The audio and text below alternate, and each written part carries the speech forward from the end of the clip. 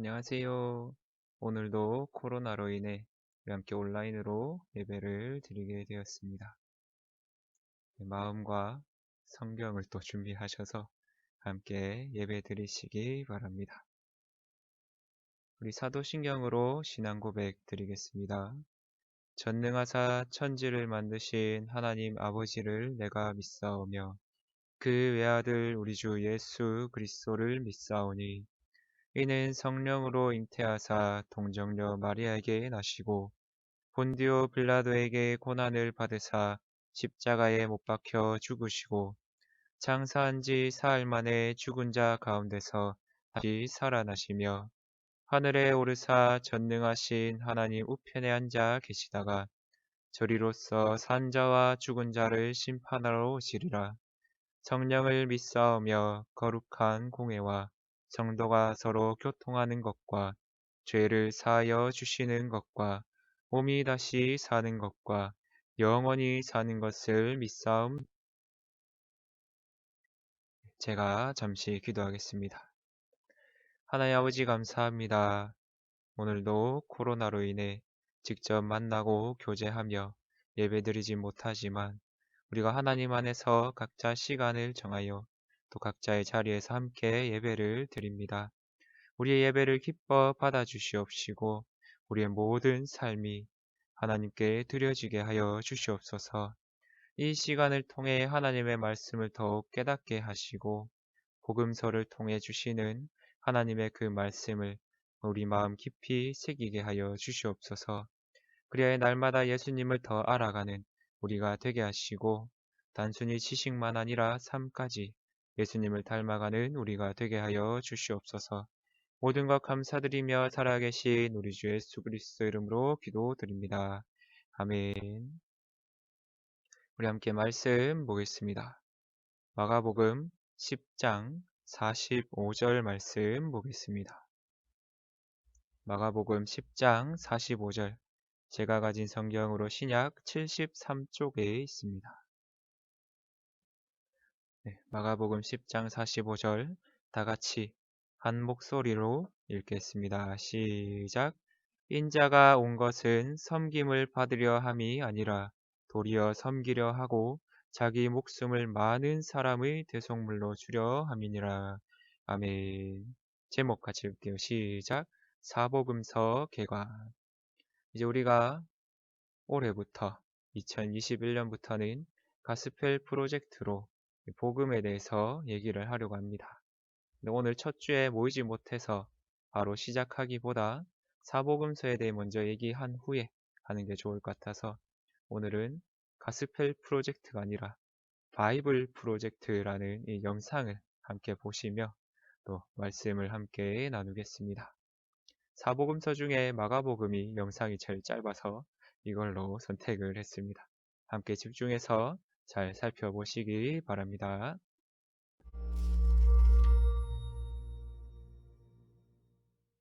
마가복음.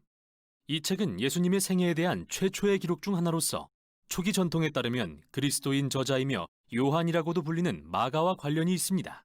그는 바울의 동료이자 베드로의 가까운 동역자였는데 실제로 초대교회 교부였던 파피아스는 마가가 베드로가 보고 들은 기억을 모아 이 책을 기록했다고 말합니다. 그러나 마가는 들은 것들을 무작위로 갖다 붙인 게 아니라 신중하게 예수님의 이야기를 구성했습니다. 마가는 책의 서두에서 예수님에 대해 이렇게 선포합니다. 하나님의 아들 예수 그리스도의 복음의 시작이라. 흥미롭게도 마가는 오직 이 부분에서만 자기 생각을 밝히는데요. 책의 나머지 부분에서는 오로지 예수님의 행적과 말씀, 그리고 그분에 대한 사람들의 반응을 우리에게 보여주고자 하죠.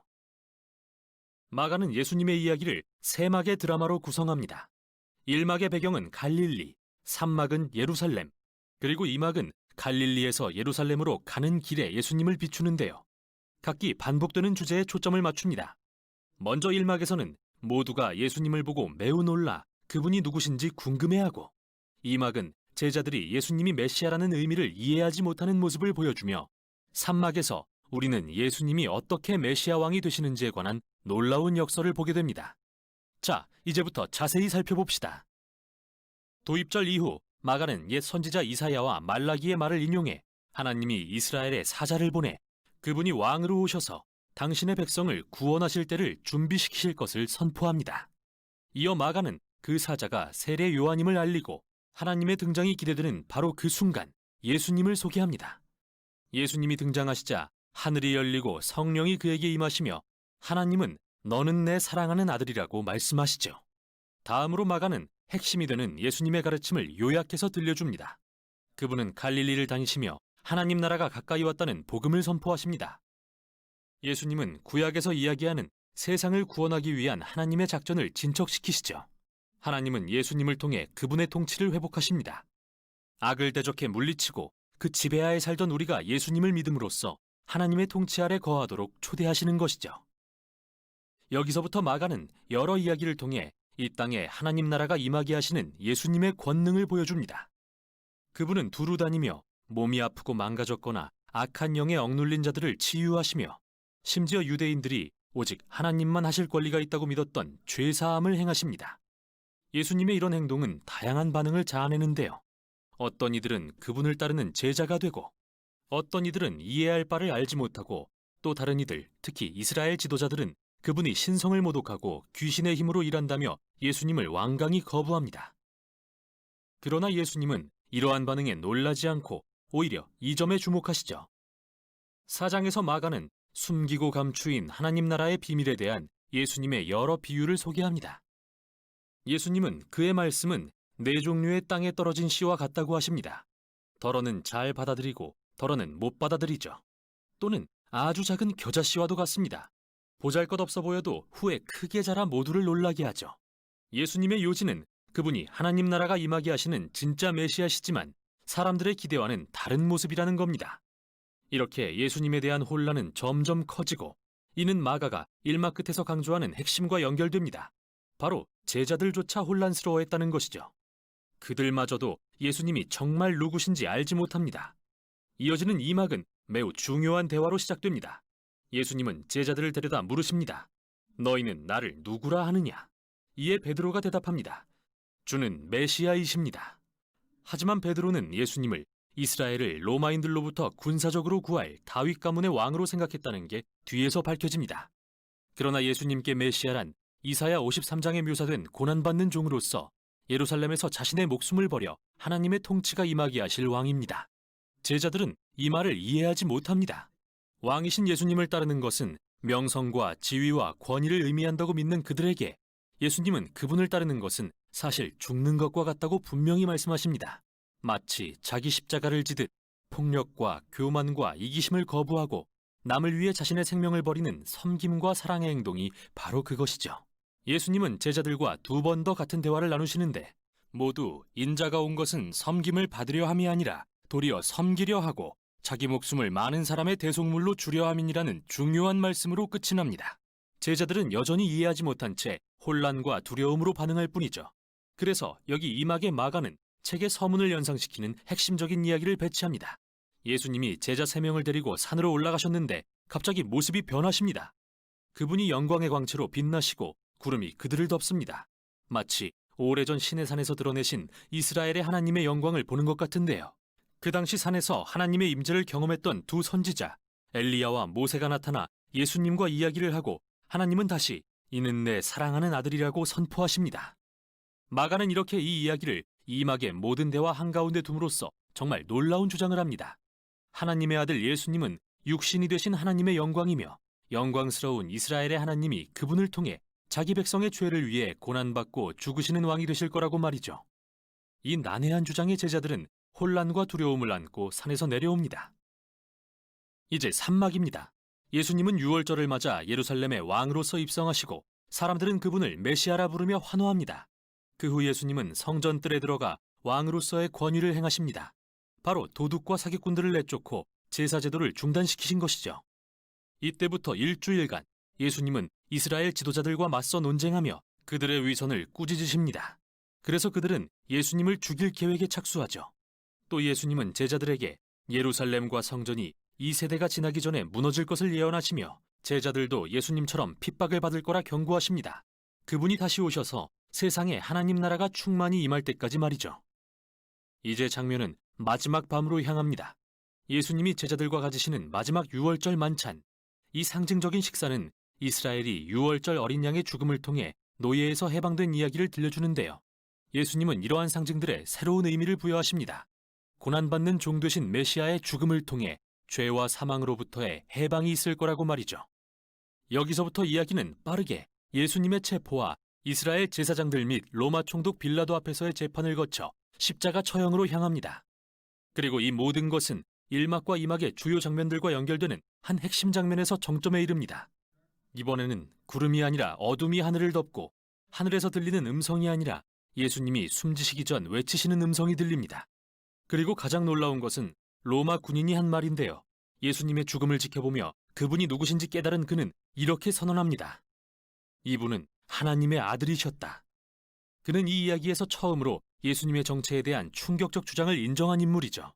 십자가에 달린 하나님의 아들, 그는 메시아이며 자신의 친구뿐 아니라 원수를 위해서까지 죽은 나사렛 예수라고 말이죠. 이후 예수님의 시신은 무덤에 안치되고 새 주의 첫날 예수님을 따랐던 여인들이 거기에 갔다가 옮겨진 돌문과 빈 무덤을 발견하는데요. 그때 한 천사가 나타나 그는 죽음에서 부활하셨고 여기 계시지 않다고 알려주더니 가서 다른 제자들에게 예수님이 살아계신다는 기쁜 소식과 갈릴리에서 그들을 만나실 것을 전하라 명합니다. 겁에 잔뜩 질린 여인들. 마가는 그들이 몹시 놀라 떨며 무덤에서 도망하고 무서워 아무에게 아무 말도 하지 못하였다고 합니다. 그리고 책이 이렇게 끝나버리죠. 마치 2막과 1막 끝에서 제자들이 보인 두려움과 혼란을 보는 것 같습니다. 그런데 여러분의 성경을 보면 마가복음 끝에 예수님이 나타나셔서 제자들에게 말씀하시는 내용이 더 있는데 이 부분은 원래 이 책에 포함되지 않은 내용이라는 각주가 덧붙여져 있습니다. 보다 신뢰도가 낮은 후기 사본에서만 발견된다고 말이죠. 어쩌면 본래의 결론 부분이 사라졌거나 마가가 글을 완성하지 못한 것일 수도 있지만 이 갑작스러운 결말은 논지를 입증하려는 의도였을 가능성이 더 큽니다. 마가복음은 시종일관 제자들을 당혹스럽게 하는 충격적인 주장에 초점을 맞추었습니다. 즉, 고난받고 십자가에서 죽으신 후 부활하신 예수님은 메시아이자 하나님의 아들이시며 하나님의 사랑과 이른바 거꾸로 된 나라는 예수님이 세상 죄를 지고 죽으심으로 드러났다고 말이죠. 그래서 결말이 없는 이 이야기는 읽는 우리가 예수님에 대한 충격적이고 이상한 주장과 마주하도록 만듭니다. 당신은 제자들처럼 도망갈 건가요? 아니면 예수님을 당신의 왕으로 인정하고 가서 복음을 전할 건가요? 그 답은 당신만이 알 것입니다. 이게 바로 마가복음이 전하는 내용입니다.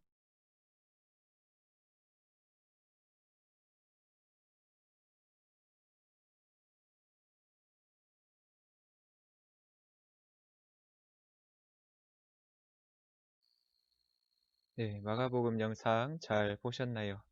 사복음서가 비슷한 얘기를 하는 것 같지만 또 다른 주제들 가지고 예수님의 이야기를 잘 풀어내고 있습니다. 그 이야기를 잠시 나눠보도록 하겠습니다. 이 365 통독 주석을 참고하여서 이 개관을 준비했습니다. 우리가 잘 알듯이 사복음서는 마태, 마가, 누가, 요한 이렇게 네 복음서로 이루어져 있습니다. 마태복음은 왕으로 오신 예수님을 얘기하고 있고 마가복음은 종으로 오신 예수님을 주제 삼고 있습니다. 또 누가복음은 약자에 초점을 맞춰서 약자들을 위해 오신 예수님에 대해 풀어내고 요한복음은 예수님이 하나님이시자 하나님의 아들이심을 증거하며 복음을 잘 풀어내고 있습니다. 이 사복음서에 대해 간단히 한 번씩 나눠보도록 하겠습니다. 먼저 마태복음, 왕으로 오신 예수님을 이야기합니다. 그래서 첫 부분, 도입 부분에서 이 역사적인 왕이 출현한다는 사실을 말씀을 통해 잘 풀어내 주고 있습니다. 그 다음 18장까지 이 중간의 많은 부분을 예수님께서 갈릴리에 사역하셨던 그 현장들을 실제로 그려내며 왕이 어떤 가르침을 주시는지 그것을 잘 풀어내고 있습니다. 근데 19장, 20장에서는 유대에서 사역하시며 왕이신 예수님께서 고난 받으심에 대해 설명을 합니다. 왕으로 오셨지만 우리를 구원하시기 위해 고난 받으시는 예수님을 잘 그려내고 있습니다. 또 21장에서 27장은 이 예수님의 고난에 대해 더 집중적으로 다루고 있으며, 그리고 그 십자가의 죽으심 이후 28장에서는 예수님의 부활을 다루며 왕께서 죽으시고 승천하셨다는 것을 풀어내고 있습니다. 그래서 왕이심을 마태는 1장과 마지막 장인 28장에서도 드러내고 있는데, 먼저 마태복음 1장 21절 같이 읽어볼게요. 시작. 아들을 낳으리니 이름을 예수라 하라. 이는 그가 자기 백성을 그들의 죄에서 구원할 자이심이라 하니라. 아멘. 자, 누구를 구원하러 오셨답니까? 예수님이 오시는데 자기 백성, 곧 백성이 있다는 것은 왕이라는 뜻이죠. 그 왕이신 예수님께서 자신의 백성들을 위해 자기 목숨을 버려서 그들을 구원하러 이 땅에 오셨음을 이야기합니다. 마지막 장인 28장에서도 하늘과 땅의 모든 권세가 내게 있다. 하나님께서 그 권세를 주셨다고 얘기하며 이 모든 세상을 통치하는 왕이 바로 예수님이심을 드러내고 있습니다. 그래서 마태는 처음부터 끝까지 이 왕으로 오신 예수님을 증언하며 복음을 우리에게 전해주고 있습니다. 자, 그 다음 마가복음은 종으로 오신 예수님을 이야기하는데, 그래서 첫 부분에 세례받은 후 시험 받으시는 장면부터 연출을 합니다. 곧 종이 출현했다라는 걸 얘기하고 있습니다. 그래서 이 종이신 예수님께서 오셔서 어떤 배척을 받으셨나? 바리새인에게도 친척에게도 또 나사렛 사람들에게도 예수님은 배척받았다는 것, 곧 종으로서 오셨으나 그 종을 반대하는 이야기들을 잘 풀어주고 있습니다. 그 다음에는 제자도 결혼, 이혼, 그 여러 가르침을 주시는데, 이것을 통해 종으로 오신 예수님께서 어떤 가르침을 주시는지 말씀을 주고 계십니다. 그 다음 11장에서 15장 47절까지는 유다의 배반, 베드로가 또 예수님을 부인하는 장면, 십자가에서 곧 못 박히시는 예수님을 그려내며 종으로 오신 예수님이 단순히 반대받는 것이 아니라 섬기러 오셨지만 결국 죽임까지 당하시는 것, 반대로 말하면 섬기기 위해 죽으심까지 직접 맞이하시는 걸 보여줍니다. 그 16장에서는 이 종이신 예수님께서 부활하고 승천하심으로 진정으로 섬기셨음을 잘 나타내 줍니다. 그래서 마가복음 대표적인 말씀으로 이 10장 45절 말씀을 얘기합니다. 우리 한번 같이 읽어볼게요. 시작. 인자가 온 것은 섬김을 받으려 함이 아니라 도리어 섬기려 하고 자기 목숨을 많은 사람의 대속물로 주려 함이니라. 아멘. 모습으로 보여주신 섬기는 모습, 가장 많이 떠올리는 건 제자들의 발을 닦아주셨던 모습입니다. 당시에 발을 닦아준다는 것은 가장 비천한 일이었으나 예수님께서는 친히 제자들 앞에 무릎 꿇고 낮아지심으로 그 발을 씻어주셨고, 또 십자가에서 죽으시고 부활하심으로 그 제자들의 온몸과 그 모든 영을 깨끗게 하여 주셨습니다. 그렇게 예수님은 종으로 오셔서 많은 사람의 목숨을 위해 자신을 내어주신 진정한 섬김의 하나님이십니다. 세 번째로는 누가복음에 대해 한번 살펴보겠습니다. 누가복음은 약자들을 위해 오신 예수님을 잘 그려내고 있습니다.